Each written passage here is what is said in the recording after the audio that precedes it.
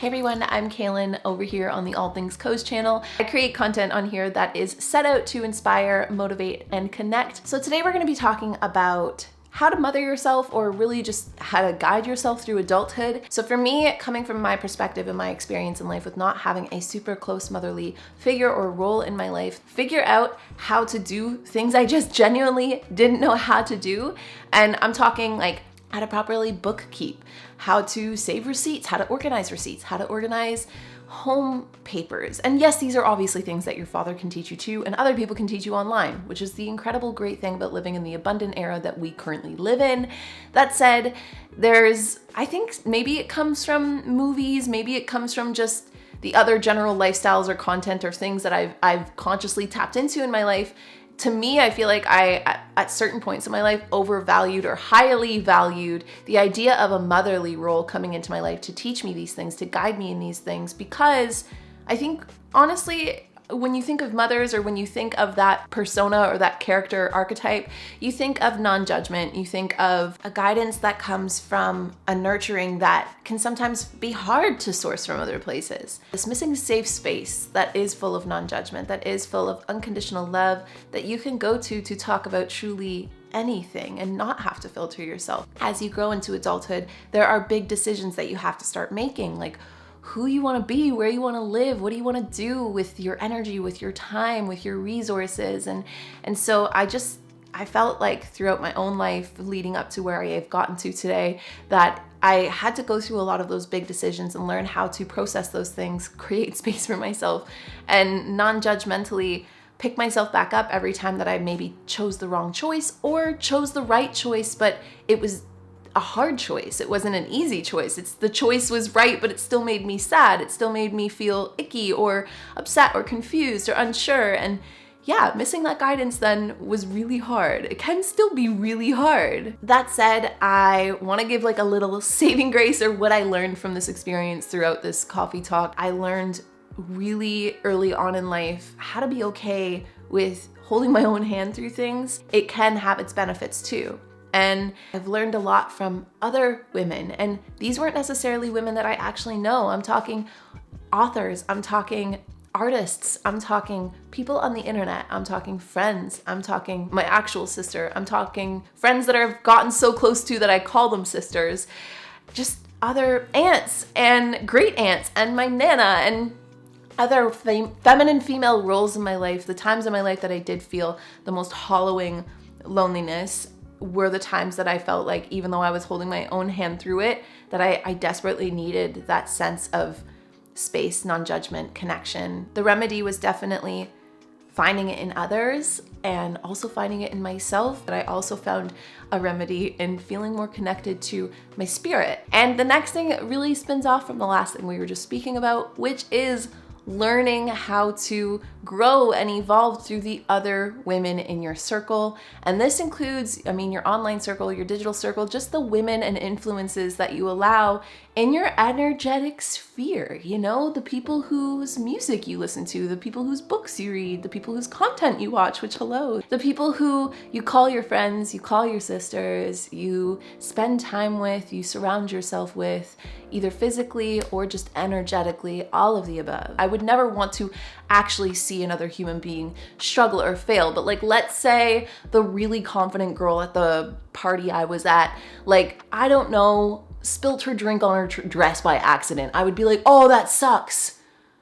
At least she's human though. At least now I know she's human. That made me feel a little bit better about myself. We love to see women thrive and then completely fall through just being a huge Taylor Swift fan and also a crime junkie fan. And when I was little, I was a massive Britney Spears fan. And so I recently listened to the crime junkie conversation between Ashley Flowers and Brit, where they break apart the Britney Spears documentary. And then I watched it for myself, and that really brought to light to me the idea that we create these idols, these women that we almost dehumanize and make them to be these specific symbols, or a sense of perfection, or a sense of just I don't even know if I'm explaining this right, goddesses even. And then when they fall, it's not just women, all people almost like to see it happen. I don't want to be the type of person that feels threatened by another woman's happiness, another woman's success, or another woman's confidence. If anything, I want to be the type of person that gets inspired by that sees another woman thrive and thinks like, wow,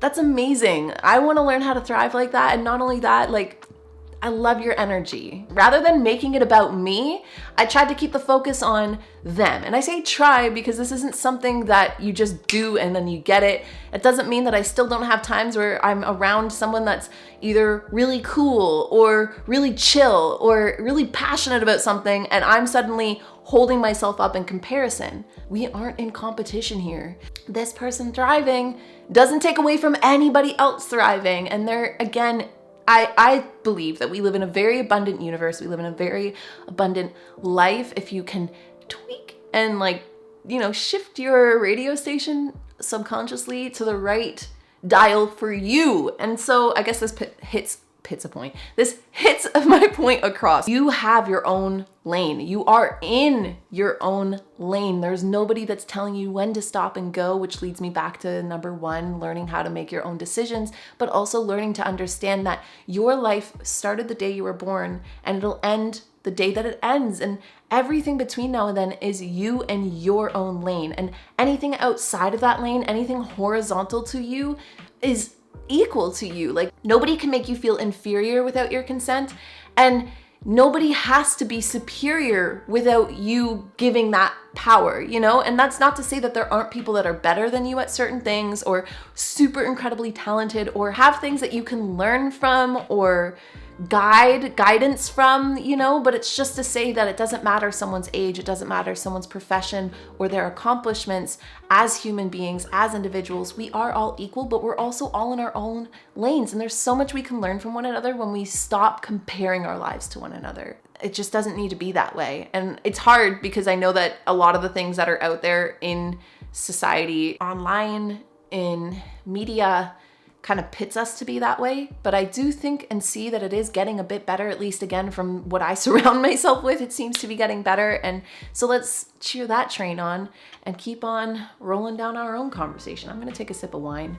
I'm a little sweaty if you can't tell. I feel like I'm trying to border a line between, I'm always trying to border this line between giving advice, but also not wanting to sound preachy and also not wanting to be dishonest. I want to be very open with the fact that I am a flawed human being and I make a lot of mistakes, and a lot of the lessons I talk about come from me deeply analyzing the mistakes that I feel I've made or just things that felt energetically off for me. I think that there's a lot we can learn there if we were to just stop shaming ourselves for being so human. There's a couple points actually coming back to my notes that I do want to say about this because I went off a little bit there, but it is that one, learning how to understand yourself, accept yourself, and encourage yourself is also a remedy there. Because when you fully accept yourself just as you are, not for who you're trying to be, not for when you get to this thing or accomplish this thing or do this first and then you're going to accept yourself, it's in the full encompassing self-acceptance of the now, knowing that you're not perfect, that you're allowed to have flaws, that you're a complete human being, whole as you are already. That is when you can start to encourage yourself to make better decisions, encourage yourself to shift out of certain mental habits or patterns that we tend to be programmed for. And also, what was the other word I said? Self-acceptance. Fully accepting yourself and understanding yourself and understanding your lane, the lane that you were in, the history you've come from, the things that you feel drawn towards, and the present moment that you're in, that you're able to now shift, look around, make a choice, move forward, so on and so forth. No two lanes are the same. No two journeys are the same. So we shouldn't be comparing them. And also, sorry, one last thing. I also wrote down, stop waiting for permission or guidance. I think that a lot of the times we stop and we wait for either someone to do it first so that we can make sure it's a safe choice to make, or we look for understanding in other people so that we can feel like we're allowed to make the choices we're making. So for instance, like maybe you decide you don't want to become a mother. Maybe you decide you never want to get married. Maybe you decide you do want to get married or have children. It's fully understanding yourself, what's going to fill or fulfill your soul, what's going to align with your values, and knowing that nobody understands you more than you. And so you give yourself that understanding, that piece of knowing, so that you're able to then encourage yourself to make the right choices. Now we can move on to the next point, which is a really good one that I feel like I should take a quick sip for, because we're going to talk about things that can sometimes feel a little awkward, but I think are really important to talk about: your body, your beauty, womanhood, and sexuality. I feel like I have to include the word shame here because I do think too, again, I feel like this is stemming into almost like a feminist conversation that I'm having here, but I'm really trying to look at this from, or answer these questions, or answer the framework of conversation I was trying to build for us today based on the advice that I would give to my future daughter, and which helped me give the same advice to myself, which also is just good advice in itself if you're not close with a motherly role in your life. Imagine yourself having a daughter going through the same thing you're going through, and the advice you would give that daughter is almost the exact perfect advice that you were probably wishing or needing from that motherly role that might be missing in your life. In society, again, in media, like, it's not like all media shames women for their body or shame women for their sexuality, or, because media is not the things making these choices. It's the individual people that either write this column or this story in the freaking newspaper or magazines or a blog. I mean, what era am I in right now? But you know what I'm saying. Give a perspective or context or tell a story or report on something without really realizing that the undertone that's being given is shame. And again, I'll use my queen's example. I love Taylor Swift, okay? I love her. She was saying, like, everybody constantly makes comments about how I date a lot of people, or I've dated more than one man pretty much, but nobody said that about Ed Sheeran, or nobody said that about a lot of males that are out there. Leonardo DiCaprio, nobody has said a word. I mean, I'm sure we've all kind of cocked an eyebrow and been like, she seems quite young.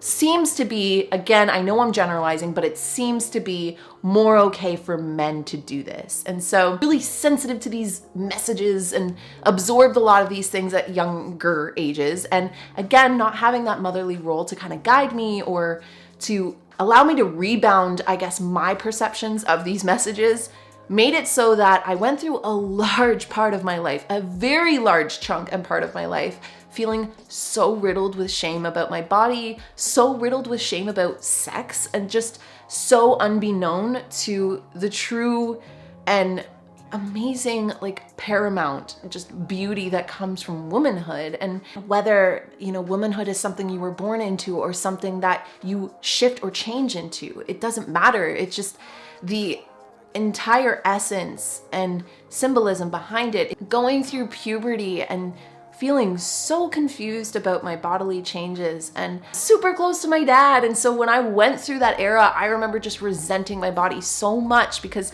I wanted to, not that these are considered to be male things, by the way, because I've said this before and I probably should have disclaimed it then, but I really wanted to, dig in the dirt and collect bugs and play basketball, and just I was trying to hold so tightly onto the opposite, or just basically run away from the changes that my body was going through, which my body at the time of hitting puberty, I started to grow boobs. I got made fun of because I come from a family of women who generally have a decent amount to carry there. And at a young age, I'm talking grade 5, grade 6, probably due to dairy, but I won't go there right now, I had jugs. I had boobs. People in my elementary school said they were fake, that I stuffed my bra. It was just so much shame, so much body shame. I did not feel like I could embrace that era of my life at all. And I got this huge rat's nest in the bottom of my head, right under my neck. And I had to go to my mom, and the knot was this big, it was the whole bottom half of my head pretty much. And yeah, that just didn't go over very well. I don't know what it's like to have children, so I won't pass judgment or won't say that I would know how to handle that situation better. But to me, looking back, I can see now that these were signs of true neglect to my body, but also neglect I felt growing up. And so just want to humanize this, that this is normal to be lost and not understand your body as it goes through changes. And then not only that, not feel that encouragement to embrace it or understand it even. So over here on the Coffee Talk podcast, we talk a lot about how to manage life, how to stay positive, how to deal with challenges, and also we talk a lot about how to balance having a personal life and a business life. I think a lot of us over here have come together and bonded over the fact that we're all pretty ambitious, and that's why I want to talk to you guys today about Monday.com. Monday.com's Work OS allows teams of all sizes to collaborate with ease, so that managers know what's going on without having to annoy people with check-ins. Work OS is flexible, transparent, and allows teams to create custom workflows for any task you're faced with. Work OS is all about productivity and scalability, so a podcast like The Coffee Talk, for example, can be organized and deliver great content. With the ability to customize the platform, you can create a workflow completely from scratch, or you can pick one of their templates and get started right away and then adjust it however you want as you go. And if you head over to Monday.com, you can actually start your free 2-week trial now. The best part is that you can use Monday.com whether you have a team of just you, a team of 2, a team of 5, or a team of 5,000. And if you're collaborating with, let's say, virtual assistants or virtual coworkers, then you can do so across the globe easily using Monday.com. Plus, it's really cool because it gives your team autonomy over how they work, and if you are a manager, then you have the assurance you need to focus on the bigger picture and delegate the tasks that you need to get done. Plus, with Monday.com, it's easy to be more mindfully productive. You can automate tedious work in seconds. Plus, it's easy to plan projects, update statuses, give feedback, and decide on the next steps all in one place. This is going to save you tons of time and human error, which is going to give you more time to focus on doing the things that you love. So sign up for your 2-week trial over at Monday.com today. Sometimes creating content can be a daunting task, especially if design doesn't come naturally to you. Presenting content is much more nuanced than just putting together some bullet points or some charts or pictures or even video. Part of the challenge is making the experience creative and memorable. Finding programs that help you do that is the game changer, and it was a game changer for me too. And now that I have Canva Pro, creating and sharing online content and digital content is easier than ever. Canva Pro is an easy way to create presentations like a pro. Whether you're presenting to your team, students, clients, or creating content for the online world of social media, YouTube, you name it, Canva Pro has beautiful layouts for every single industry, theme, and project. And if you don't know where to start, then Canva Pro can help inspire your creativity with thousands of free designer-made templates that are totally customizable. On top of that, they have a feature where you can change all of your graphics into a movie or into an MP4, which then again allows you to include it into videos for YouTube. Thanks to Canva Pro's time-saving tools and editing features, I can create high-quality, high-resolution graphics in minutes, and they look stunning. With the different colors, the different types of templates, even the different types of stamps or stickers that you can put into the graphics, it creates a very visual, appealing look. Now, I don't make a ton of presentations in my current field or what I do for a living, but if I needed to, Canva Pro is also amazing for that. Rather than all those boring, static presentations that we've all seen either through jobs or at school, Canva Pro actually has created specific tools to make any presentation dynamic, fun, creative, and for lack of a better word, alive in a way. They basically took all the tools they created for the web and applied them to presentations. It's like 75 million premium photos, videos, audio, and graphics that really elevate the whole design experience. So wow your audience with Canva Pro, the easiest way to create presentations. Right now, you can receive a 45-day free extended trial. Just go to canva.me/Kalyn and get your free 45-day extended trial. That's canva.me/Kalyn. Canva.me/Kalyn. I think the definition of comfort has really changed over the course of the pandemic, whether it's not having to wear jeans, going makeup free, or not wearing a bra. One of the things I'm bringing with me as things slowly start to approach normal again, which what even is normal? But that one thing is comfort, and I know I can still be comfortable in a bra thanks to Harper Wilde. Their collection of quality basics includes the base, which is a lightly lined everyday bra in a range of nudes that won't show through your shirt, and the Bliss, which is a bralette that provides a lift while also feeling like second skin. Now, personally, I gravitated more towards the Bliss because I love anything that makes me feel like I'm not wearing a bra because I just genuinely don't like wearing bras. With Harper Wilde, you can always count on buttery fabrics and thoughtful construction for all-day comfort.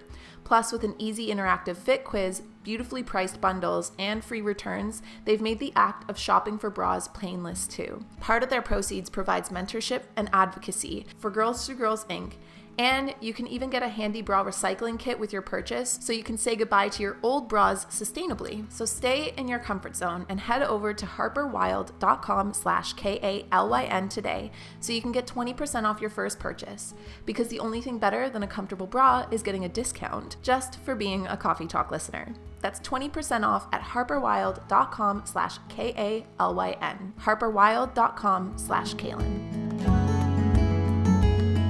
I think that there's also so much deeply intuitive knowledge that's really missing from things like puberty, from things like the menstruation cycle, like learning how to live in alignment with that, learning how to understand how, if you are a woman who experiences a menstruation, why can't I say that word today? If you are a woman who experiences a cycle, that your hormones fluctuate throughout that cycle, and there's deep wisdom, deep knowledge, deep teachings from perhaps other cultures, that there is a lot there when it comes to the menstruation cycle, when it comes to going through puberty, or these are all not things that take away from who you are as a person or as a woman, but these were big things in my life that I had no real person to share it with. So I went through it so confused, so unknown, and then also reflected back on it or afterwards felt just so much shame from this thing that is actually quite beautiful, that is really powerful. I mean, I found my first gray hair, and it's like a straight up silver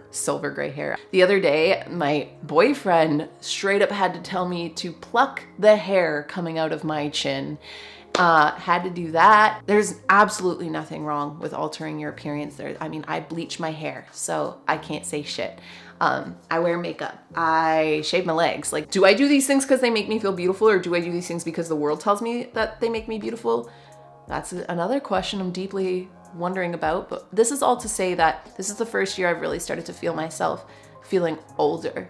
Noticing that the next generation coming up behind me is super, they're here for change, and I'm just like, okay, how can I be a big sibling to Gen Z? Like, how can I, as a millennial, be the big sibling to Gen Z, to be like, how can I help your mission? But also, I feel like millennials also need to take that big sibling role, like my sister did for me, to like check me, because I also think that Gen Z, just like every generation, has its pros and cons. But this is the first year I really felt myself not feeling old. Like, I don't feel old, but I don't feel like I'm young anymore, or what people might say, or society might, I don't know who says it, but it comes to mind, is that I'm not in my prime anymore. That's a lie. I personally feel like I'm in a prime, but I guess we're going by, like, if we're going by media standards, and just in general, like, I feel like I'm officially starting to find gray hairs and shit. Like, it's all downhill from here. That's what I guess you would think it is, right? And that's another thing that I really do wish I had a close motherly role to talk about that with, because what is that like to age? What is that like? And how can I find the right path to learning how to gracefully age and accept the process and see it as a blessing that there are so many people on this earth, not just women, just people, truly people, animals even, God. So many souls that don't have the benefit or the privilege of living into their later years, of growing old. And I'm so hyper aware of that I feel like I never want to complain about it. But at the same time, there's also a part of my programming or my wiring or my brain that overvalues the youth, what it is to be youthful, what it is to be young, especially as a woman, because that's when you're most desirable. That is when you feel, or when the world makes you feel like you're most powerful, based on superficial things like, your fertility, like your beauty. Let me fix that. Not that your fertility is superficial, but felt like I was really trying to grip with two hands onto something I could tell was going to start to slowly fade. That peak of, okay, past puberty, past even high school for me. I know nowadays girls are growing up at 14 looking just like complete models. I did not look like a model in high school at all. I went through so many struggling phases, awkward phases.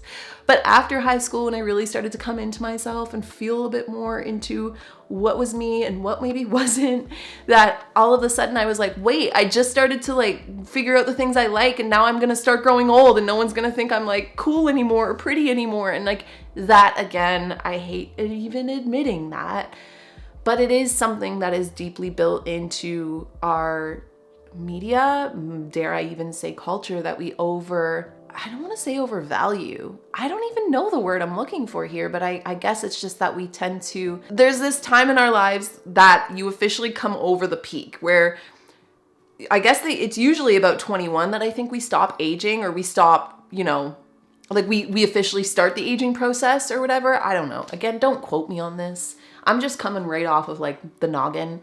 But after that era, and like maybe getting up to about 24 is what it felt like for me, 25, 26, and then boom, 27, gray hair's growing out of my chin, like wrinkles starting to form, spots all over my skin, things like this, and learning how to, in the now, fully accept that. And then on top of that, recovering from an eating disorder, so gaining weight and things like this are things that I've really had to get deep with myself with and break down the superficial walls within myself that told myself that I was prettier then, that I was more beautiful then, that I was of more value then. Yeah, it's just going through that process, the aging process, and learning how to stop overvaluing the younger version of yourself. What was my next point? Protecting yourself sexually. All right, that was not a very graceful segue, but we talked about this a bit. If you ended up listening to or watching the ladies Let's Have the Chat, we had the sex talk and we talk about this and that, so I won't elaborate too much here, but just again, learning how to understand that the female body is just like the male body. I think the bodies in general, I think, are sacred, but we tend to look at the female body as a form of entertainment, a form of pleasure for men. How can you as a woman explore your sexuality, explore the things that are there for you, explore your body, embrace all of these things while also holding the power for yourself by not allowing somebody else to use that against you, I guess is what I'm getting at here. And again, we talked about this in that video, like the revenge porn and things like that. But again, it's like if you trust somebody and you're really into somebody and you want to share yourself sexually with somebody, that is another thing that can be difficult to learn how to mother yourself through. And the remedy again to it is to, in my case, just protect yourself. Like, you have to have your best interest at heart. Learning how to mother yourself through these things can also be really hard. I think in general, it might even be hard to be a mother. Again, I'm not one, but it probably would be pretty hard to be a mother to a child and guide them through these things as well. I would imagine that if I were to have a daughter and she were to continue to identify as a daughter throughout her life, that I would be able to maybe bridge that gap and do so in a way that would be kind of cool, mom. At least I hope so. But if I had a son, I wouldn't know how to have that combo. I would, again, do the best that I could, but I'm assuming that my son, at whatever age, if he continued to identify as a male, that would be a harder conversation to stay cool in. So again, I understand how maybe most people weren't maybe parented by their parent, mother or father through this era, but I still think it's important to talk about when it comes to parenting or mothering or guiding yourself, because learning these things about yourself in a non-judgment way, or in a space of non-judgment, in a space of full unconditional love for yourself, is again the remedy. We all have these things. We all have kinks, curiosities, sexualities, even if it's asexual, even if you don't like having sex at all and it's not something you're totally interested in. Like, these are things that you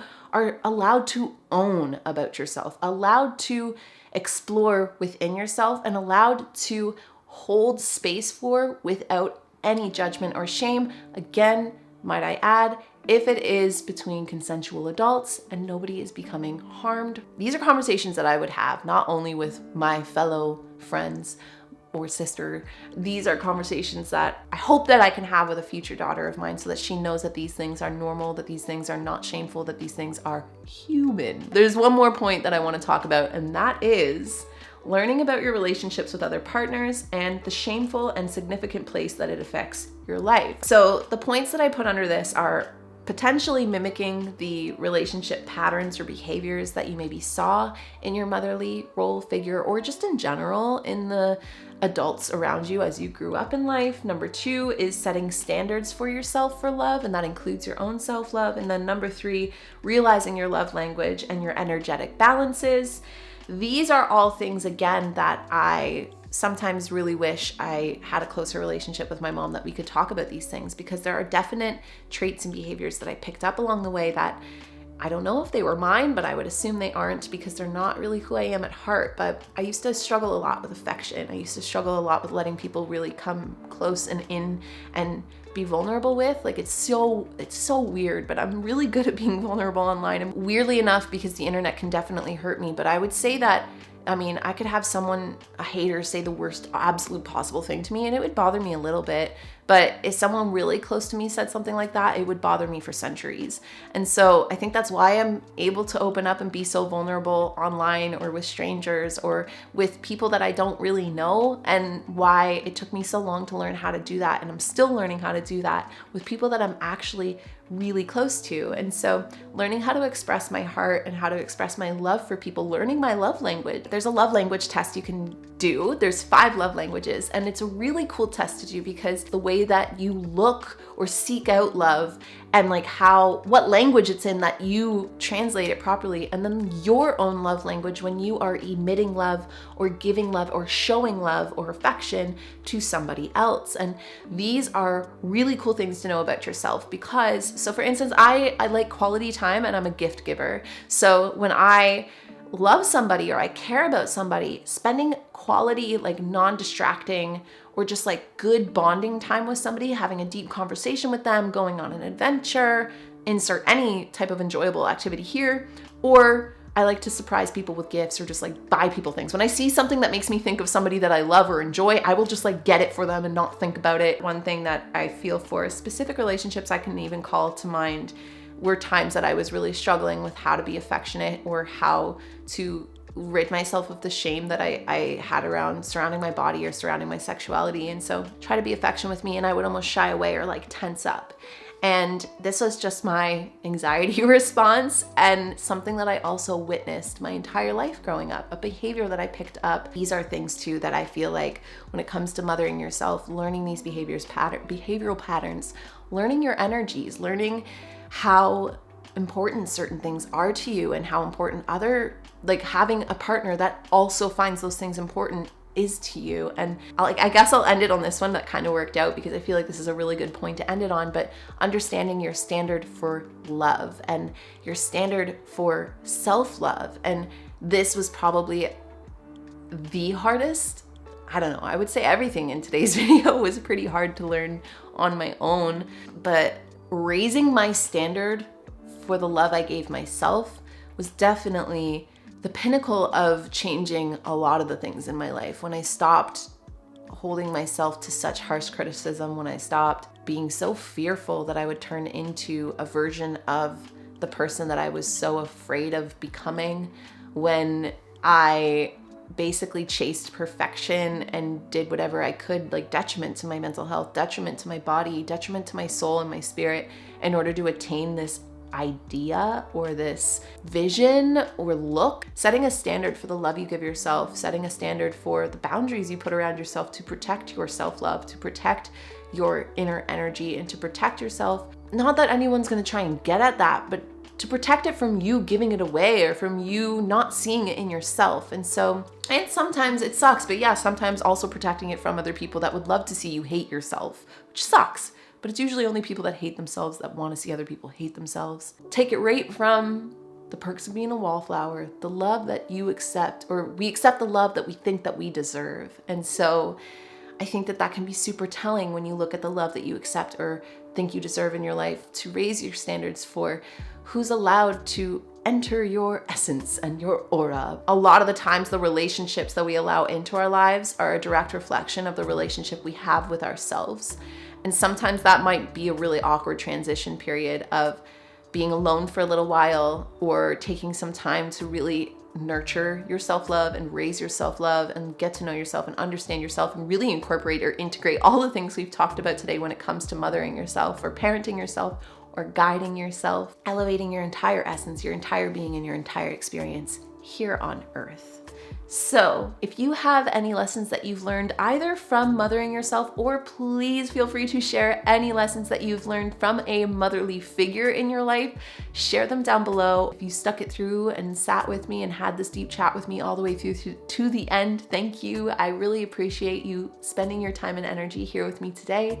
And I love you all the way around every single galaxy out there in the universe, all the way back to planet Earth. And outside of that, I'll talk to all of you guys in our next coffee talk. Bye guys.